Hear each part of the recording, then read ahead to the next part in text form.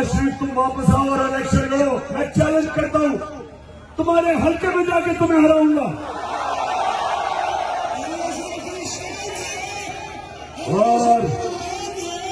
और जरदारी तुम और तुम्हारा देसी मिलाती बेटा जो अंग्रेज की तरह उर्दू बोलता है, पानी छोड़ता है तो पानी आता है। 14 साल में उर्दू नहीं सीख सका। मैं सिंध आ रहा हूं, मुझे जरा इधर से फारग होने दो। जरदारी तुम्हारे पीछे मैं सिंध आ रहा हूं, गाड़ी कर लो। सिंध के लोगों को सबसे ज्यादा आजादी की जरूरत है, सबसे ज्यादा जुल्म सिंध के लोगों के ऊपर है।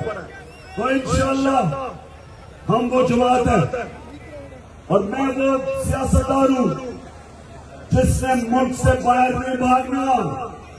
मैं नवाज शरीफ नहीं हूं कि हर वक्त जब उसके ऊपर कोई केस होता है, पहले मुशर्रफ के घुटने गोले पकड़ के एनआरओ लेके बाहर भाग गया, फिर एनआरओ लेके वापस आया, फिर गया